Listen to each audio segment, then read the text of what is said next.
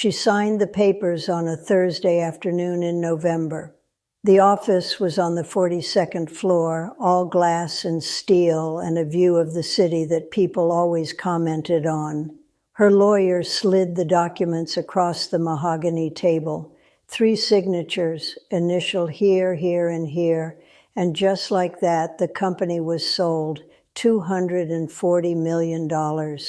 More money than she'd ever imagined when she started in her garage 12 years ago. The lawyer congratulated her. Her accountant congratulated her. Everyone shook her hand with the kind of enthusiasm reserved for people who've just won something. She smiled and said thank you and felt nothing. That night she sat alone in her apartment, the same apartment she'd lived in for 8 years, even after she could afford something bigger. She'd never gotten around to upgrading, never had the time. The furniture was minimal, a couch she'd bought on sale, a coffee table with a stack of unread magazines, a television she rarely turned on. There was a bottle of champagne in the refrigerator that someone from the board had sent her. She looked at it for a long time and then closed the door. She ordered takeout from the Thai place down the street. Pad See Ew, extra vegetables, same thing she always ordered. She ate it at the kitchen counter, scrolling through her phone, looking at the congratulatory messages. Everyone was so proud, so happy for her. She responded with thumbs-up emojis and brief thank yous and felt like she was watching someone else's life. The apartment was quiet in a way that felt louder than noise. No meetings to prepare for, no emails that couldn't wait, no fires to put out. For the first time in over a decade, she had nothing she had to do. And the emptiness of that was startling. She'd spent 12 years building the company, 12 years of 18-hour days and sleeping at the office and missing birthdays and weddings and funerals because there was always something more urgent. She'd told herself it would be worth it, that there would be a moment when it all paid off, when she could finally rest, finally breathe, finally feel like she'd arrived. This was supposed to be that moment, and all she felt was hollow. She tried to remember when it started, the company, the obsession. It was after college, after her father died. He'd worked in a factory for 40 years, came home exhausted every night, died at 62 without ever taking a real vacation. She remembered standing at his funeral, looking at the small crowd, thinking that there had to be more than this, more than working yourself to death for someone else's dream. So she'd built her own dream, a tech startup that made software nobody particularly needed, but everyone seemed to want. She was good at it, good at the pitch, the hustle, the relentless forward motion. Investors loved her story. Young woman, self-made, driven. She played the part well.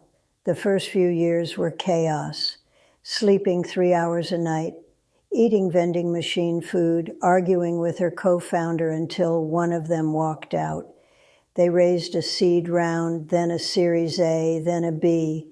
Each round meant more pressure, more expectations, more reasons why she couldn't slow down. She had a boyfriend back then, Michael.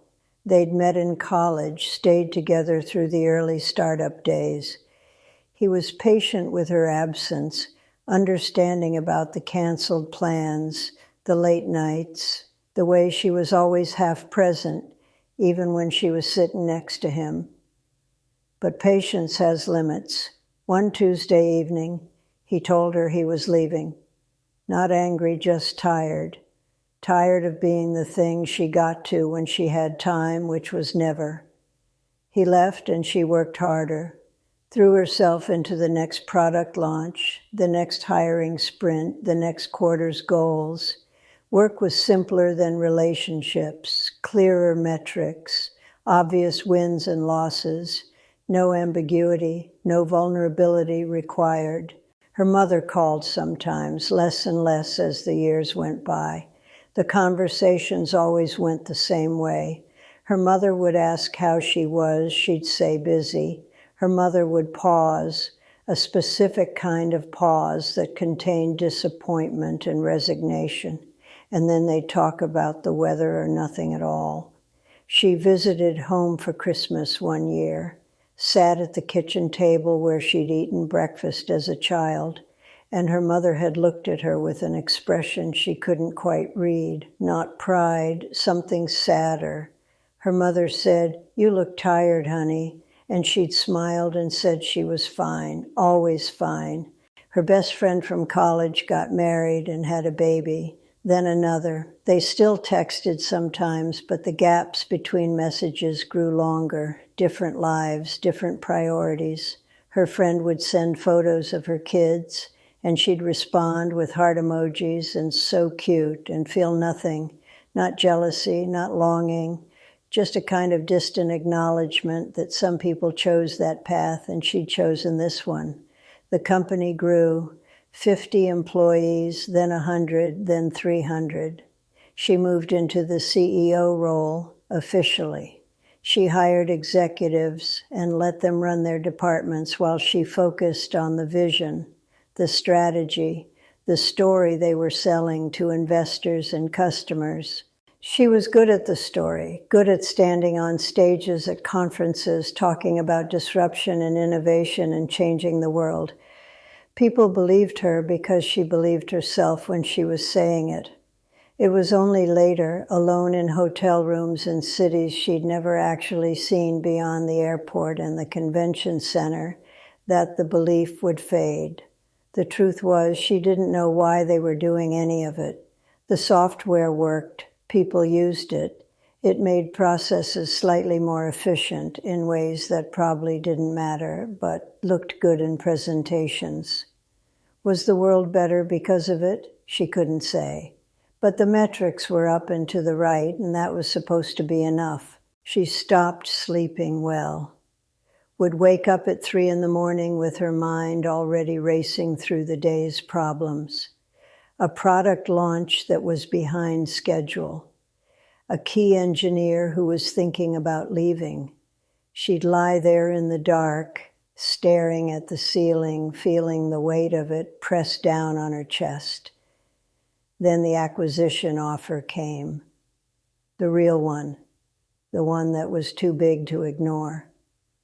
A competitor wanted to buy them, fold the company into their platform, keep her on as an advisor for 2 years, and then she'd be free. The number was absurd, life-changing, generational wealth. Her board pushed for it. Her investors pushed for it. Everyone said it was a smart move. She'd won. This was winning. So she did.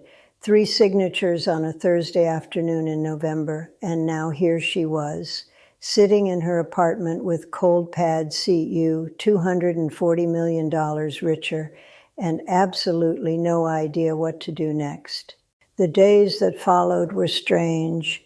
She'd wake up at her usual time, 6 a.m., and then remember she had nowhere to be. No stand-up meeting, no board call, no crisis to manage. She'd make coffee and sit at her kitchen counter and watch the morning happen without her. She tried to enjoy it, tried to lean into the freedom. She went to a museum on a Tuesday afternoon, walked through the galleries looking at paintings she didn't understand. Other people seemed absorbed, moved even. She felt like she was watching them watch art, detached by 2 layers of glass. She bought books she'd heard smart people mention, started reading and couldn't focus. Her mind would wander to problems that were no longer her problems, strategies for a company that was no longer hers. She went to expensive restaurants by herself, ordered things the waiter recommended, ate slowly, tasted nothing, looked around at the couples and the groups and felt like an anthropologist studying a species she used to belong to. Her mother called and asked what she was doing with all her free time. She said she was resting. Her mother said that was good, she deserved it. But there was something in her mother's voice. that same sadness from Christmas, like she could hear the emptiness through the phone. One afternoon, she found herself walking past her old office building. The company's logo was already being replaced with the new parent company's branding. She stood across the street watching people go in and out and tried to feel something about it, pride maybe, or loss. But there was just a dull recognition that it had happened and now it was over. She started running, not because she enjoyed it, but because the hours needed filling. She'd run along the waterfront past other runners who looked focused and purposeful, and she'd try to match their energy. But running just gave her more time to think. The thoughts were always the same. What now? What was she for, if not the company? Who was she without the title, without the mission, without the constant urgency? She'd built her entire identity around being the founder, the CEO, the person who was too busy to attend things, too important to be interrupted, too driven to slow down, and now that was gone. She was just a person with money and time and no idea how to be either of those things. Her therapist, she'd started seeing one, something she probably should have done years ago, asked her what she wanted. And she couldn't answer, didn't know, had spent so long chasing what she thought she was supposed to want that she'd never stopped to ask herself the question. She tried reconnecting with old friends, sent messages to people she hadn't spoken to in years. Some responded enthusiastically. They'd meet for coffee and the conversations would be surface level and polite, and she'd realize they didn't actually know each other anymore. Her college friend with the kids invited her to visit. She drove out to the suburbs, to a house with a yard and toys scattered on the lawn, watched her friend move through the chaos of parenting with a tiredness that looked different from hers. Her friend seemed anchored, connected to something immediate and real, and she felt like a ghost visiting from another dimension. On the drive home, she cried, not sure why exactly, not sure what she was grieving, just this sense that she'd made a series of choices that had led her somewhere she didn't want to be, and she couldn't figure out how to get back. She thought about her father a lot during those months, wondered what he would think of her now. Would he be proud? Would he understand? Or would he look at her the way her mother did, with that quiet sadness that suggested she'd missed the point entirely? Her father had worked hard, but he'd come home. He'd sat at the dinner table. He'd known his neighbors' names. He'd had a life that was small but present, and she'd seen that as failure, as settling, as everything she needed to escape from. But now she wondered if she'd been wrong, if maybe presence was the thing, if maybe the small, ordinary moments she'd been racing past were actually what mattered, and the big achievement she'd been chasing was just a way to avoid them. She couldn't go back, couldn't undo 12 years, couldn't call Michael and apologize, couldn't make her mother's sadness go away, couldn't retrieve all the moments she'd traded for meetings and emails and the relentless forward motion that had led her here. She sat in her apartment on a Saturday night, the city lights visible through her window, and felt the full weight of the silence that comes after you achieve everything, after you get what you thought you wanted, after you realize the arrival point is just another place to stand, and standing there doesn't feel any different than standing anywhere else.